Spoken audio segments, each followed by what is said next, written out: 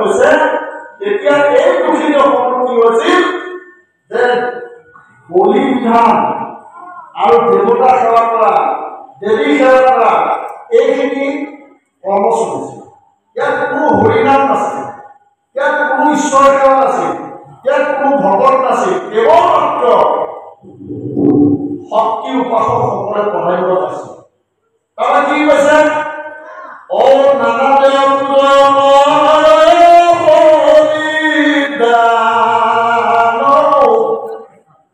হংস সাগৰ মহিষাতে অসংখ্য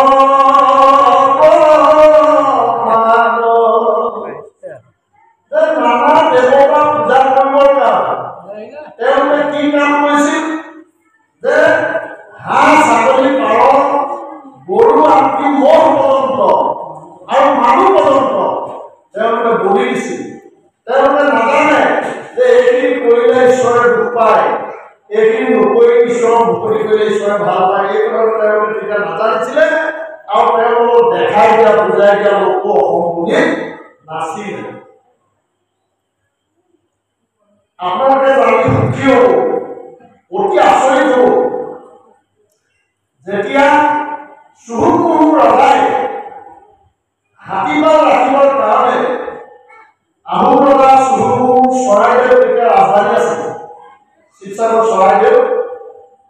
শিৱসাগৰ এটা মহকুমা চৰাইদেউ এতিয়া বৰ্তমান জিলা হৈছে নাজিৰাবাদ পৰে। এই চৰাইদেউ তেতিয়া চুহুমুহু ৰজা অসমৰ আহোমৰ ৰাজপাটত তেওঁ ৰজা আছিল। সেই ৰজাই ৰাজৰ ওপৰত শংকৰ আৰু হৰিদ্বাৰ দুইজনকে সেই এতিয়া যিটো পিছলা পাহাৰ এই পিছলা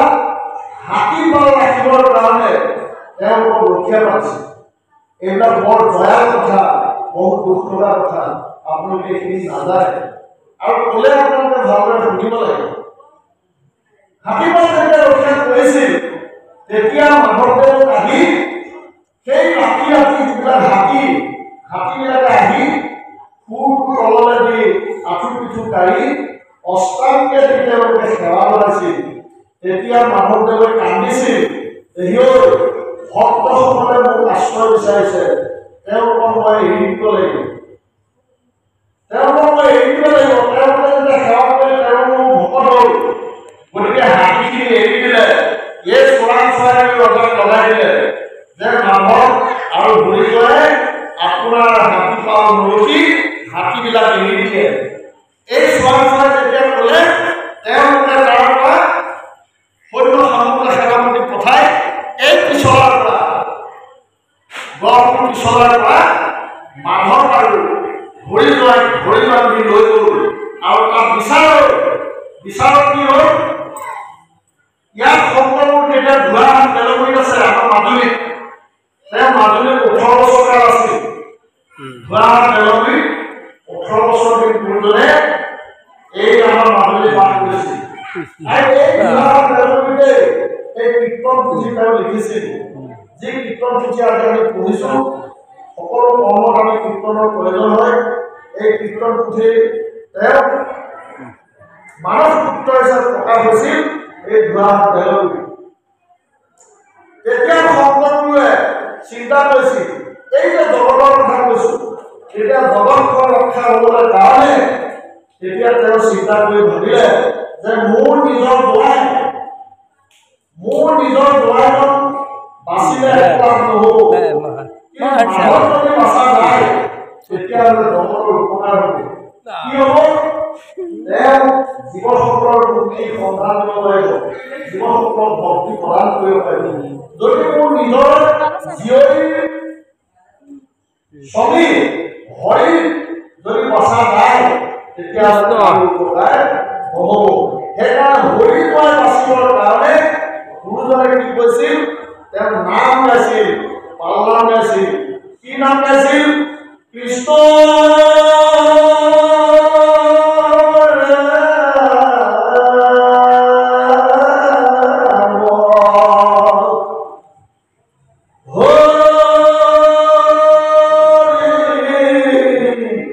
Krishna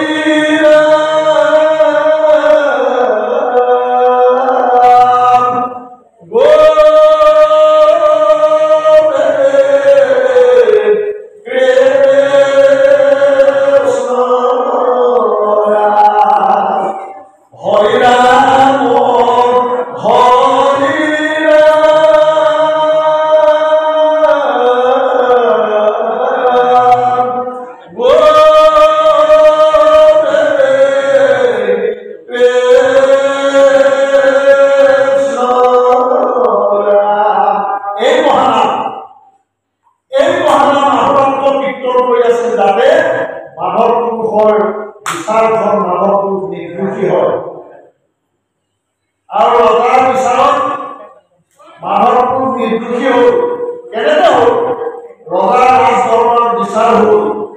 তেতিয়া সুধিলে এই তোক যদি কাটাই নাই মাধৱদেৱক সুধিছে এই তোক যদি কাটাই নাই তোৰ কান্দোতা আছে নাই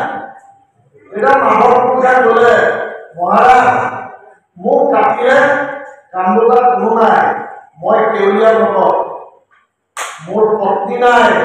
মোৰ ল'ৰা নাই মোৰ দেউতা নাই মোৰ ককা নাই মোৰ আইতা নাই মোৰ ভাই নাই মোৰ বোৱাৰী নাই মোৰ কোনো নাই গতিকে মোক কাটিলে কান্দোতা কোনো নাই তেতিয়া হৰিণাই সুধিলে এই তোমাক কাটিলে কান্দোতা আছেনে নাই হৰিণাই ঈশ্বৰ কৈ হৰিণাই হৃদয় সোমাই দিলে আৰু হৰিণাই মুখে বাক্য হ'ল হে মহাৰাজ মোক যদি কাটা যায় মোৰ পত্নী আছে মোৰ ল'ৰা ছোৱালী আছে মোৰ বংশ আছে তেওঁলোকে কান্দিব তেওঁলোক দুখত পৰিব তেতিয়া ৰজাই সিদ্ধান্ত দিলে ইয়াক যদি কাটিলে কোনেও নাকান্দে ইয়াক কাটি লাভ নাই ইয়াক এৰিলে আৰু ইয়াক কাটিলে কান্দোতা আছে গতিকে ইয়াক কাটিলে এই সিদ্ধান্ত হোৱাৰ লগে লগে কাকোৱাসকলে হৰিণাই ঘাটে গলে বান্ধি চোঁচৰাই নিয়াদি লৈ গ'ল আৰু মাধৱে আগে পিছে পিছে গাই গ'ল হৰিণাই তুমি সিদ্ধান্ত লোৱা তুমি বিচলিত নহবা তুমি বিকল নহবা তুমি সাহস পোৱা তুমি বিশ্বাস পোৱা কি হোৱা ভয় ভাই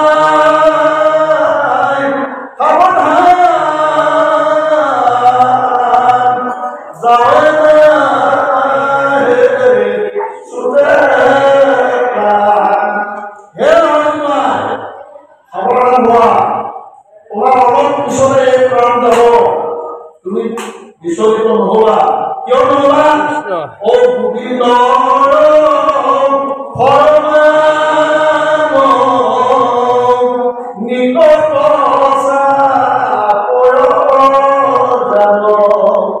তোমাৰ মৃত্যু একো ৰজাৰ আদেশ নহয় তোমাৰ ঈশ্বৰৰ আজ্ঞা আহিছে তুমি বৈকুণ্ঠলৈ যাবা তুমি ঈশ্বৰৰ যে চতুৰ্ভুজ ৰূপ সেইটো তুমি হৃদয় জানা মন স্থিৰ কৰা আৰু তুমি ঈশ্বৰৰ চৰণখন চাই থাকা তাতে তুমি ভক্তি কৰা বুলি মাধৱদেৱে এই বৰগীতটো সিদিনা লিখিছিল তেওঁ হৃদয়ৰ পৰা গাই গৈছিল হৰিণাই তুমি সাৱধান এক ছেকেণ্ডৰ কাৰণে তুমি বিচলিত নহবা তুমি যে মৰিবা তোমাক যে কাটিব এই কথা মনলৈ নানিবা কি কৈছে জীৱনত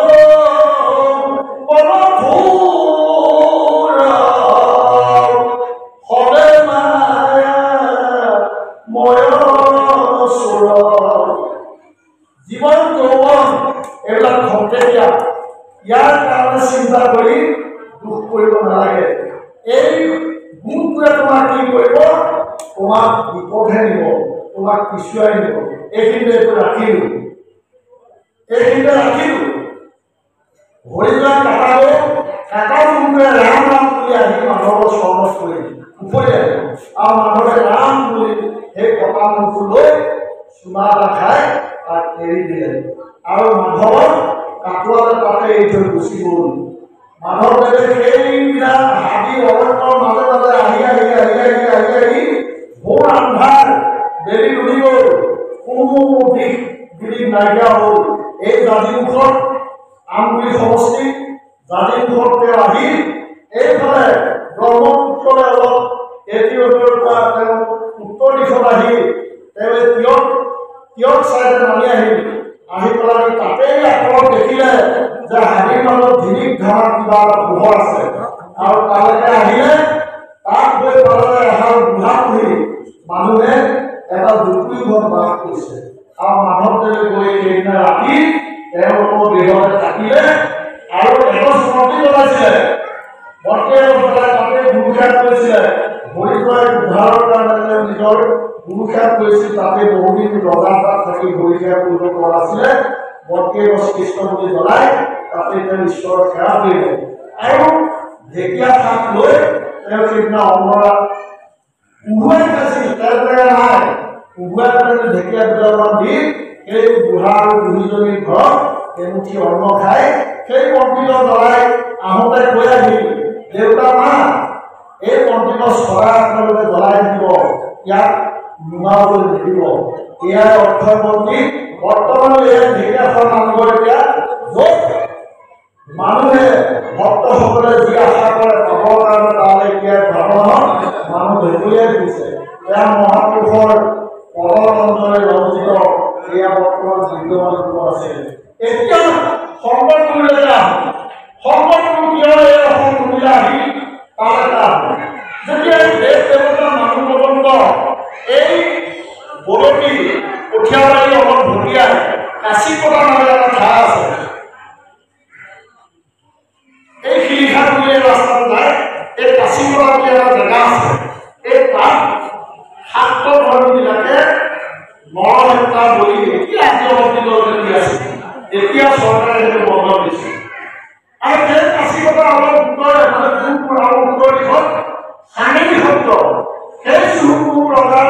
অত্যাচাৰ কৰিব নোৱাৰি ধোৱা বেলগুৰি এৰি গুৰুজনে আহি ৰাতি গছৰ ওপৰত চাই সাজি তেওঁ বাস কৰিছিল ভক্তসকলে কৈছিল মাধৱে পঠাই দিছে মাধৱটো হ'ল গুৰুজন আমাৰ কি হয় হ'ব মাত্ৰ আপুনি বাচি থাকক আপুনি এবাৰ পলাই যাওক বুলি মাধৱটোৱে পঠাই দিছিলে আৰু সেইদিনা ৰাতি আহি গুৰুজনে সেই তাত গছত চাই সাজি ৰাতি তাত আশ্ৰয় লৈছিল সেইবুলি এতিয়া কালত চাঙেৰী নামৰ এখন সত্ৰ প্ৰতিষ্ঠা হৈছে ইয়াৰ মহিমা বহু অলৌকিক এতিয়াও তাৰ ভক্তসকলে হৰিকীৰ্তন কৰে তাৰপিছত বোলে ইটো সমস্তকে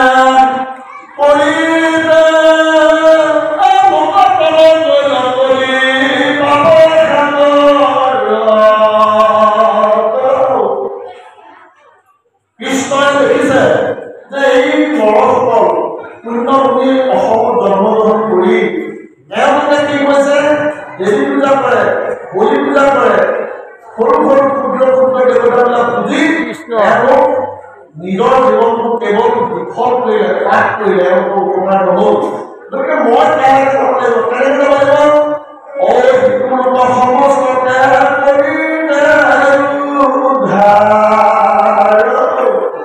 শংকৰ মাধৱৰূপে এই আমাৰ দৰে প্ৰকৃত প্ৰকৃত নিষ্পেষিত অৱহেলিত এই আমাৰ দৰে একেবাৰে নিজ জাতি উদ্ধাৰৰ কাৰণে গুৰুজনে বৈকুণ্ঠক চিন্তা কৰি তেওঁ শংকৰ হিচাপে অৱতাৰ ল'লে কৈ অসমূৰ্তৰ বৰদোৱা 1449 খ্ৰীষ্টাব্দত আলিপুখুৰী নামে এখন সৰু গাঁও আৰু আই কালিন্দীৰ গল্প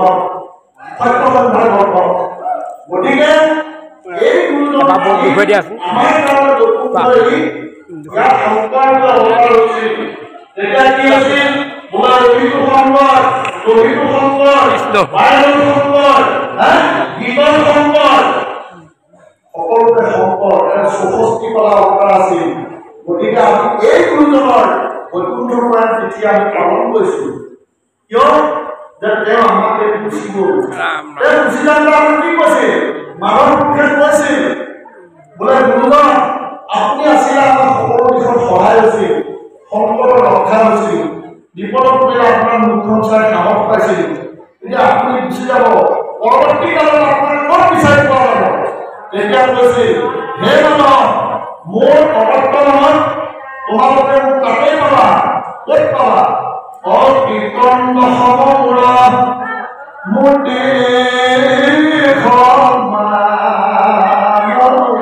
কীৰ্তন আৰু দশম পুথি ইয়াৰ পৰা মোৰ মূৰ্তি সমান আৰু মাধৱক কৈছিল কি তুমি কিবা ঘোষাৰ মধ্য মাধৱ কিবা বোলা আমি দুজন নাযাওঁ আমি কাইক দেখা কৰে কিন্তু আমাৰ আত্মাটো ক'ত থাকিব মই কীৰ্তন দশমত থাকিম আৰু তুমি ঘোষা ৰত্নাৱলী থাকিবা আমি সদায় থাকিম এতিয়া সেইজন মানুহক যদি নতুন চলে যোৱা ধৰ্ম ৰাজ্য যেতিয়া তেওঁৰ ওপৰত দিলে তেতিয়া সমাজখন কেনেকৈ চলাম ভক্তসকলৰ লগত কেনেকৈ থাকিম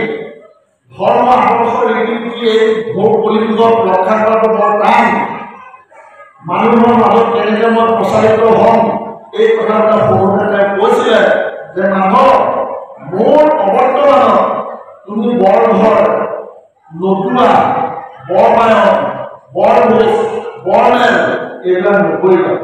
এইবিলাক কৰিলে তোমাৰ সংকট আহিব কিন্তু ভক্তসকলৰ আহ্বান তেওঁ নেওচা দিব নোৱাৰি তেওঁ নতুবাসকলক নচুৱাইছিল আৰু প্ৰত্যেকটো নতুৱাই কি আছিল এগৰাকী 16 বছৰীয়া ছোৱালীৰ দৰে সুন্দৰ তেজস্বী আছিল আৰু সেইবিলাক নচুৱাই থাকোঁতে আহোম ৰজাৰ সৈন্য চোৱাই গৈ ৰজাক লগাই দিলে যে মাধৱে সুন্দৰী বিয়া নামৰ এখন ঠাইত এই ধুনীয়া ধুনীয়া যুৱতীবিলাক ধৰি আনি ব্যভিচাৰ আৰম্ভ কৰিছে চব নচুৱাই তাৰ মাজে মাজে তেওঁ নৃত্য শিকালে গতিকে তেওঁ ভাণ্ডৱী তেওঁক ধৰি আনিব লাগে এইটো এতিয়া মাধৱদেৱে কৰিছে দেখিও মোক গুৰুজনে আজ্ঞা নিদিয়াৰ কামটো মই কৰাৰ কাৰণে আজি মই ৰাজভোগ কৰিলোঁ এতিয়া মোক কোনে বচাব গতিকে গুৰুসকল এই যে শাস্ত্ৰভাগ লাভ হৈ আছে এইভাগ গুৰুৰ চৰিত্ৰ গুৰুৰ গুণ লীলা কৰ্ম এই শাস্ত্ৰভাগ পাঠি থাকোঁতে আপোনালোকে যদি 1 মিনিট সময় যদি অন্তৰ্কৰণে গ্ৰহণ কৰিব পাৰে তেতিয়া আপোনালোক বৈকুণ্ঠ প্ৰাপ্তি হ'ব বাৰু এতিয়া গুৰুসকল আজি আমাৰ গুণমালা কীৰ্তন কৰাৰ কথা আছিল ইতিমধ্যে আমাৰ শৰাই আগবঢ়োৱা হ'ল আমাৰ মৃত্যুকাল আহিল নেকি আপুনি সাধু হওক তাৰ লাগে সাধু কৰি দিয়ক আমি গুণমালালৈ আগবাঢ়িম গতিকে সকলোৱে হাত মুখ ধুই নিজৰ নিজৰ পবিত্ৰতা ৰক্ষা কৰিব গতিকে গুৰুসকল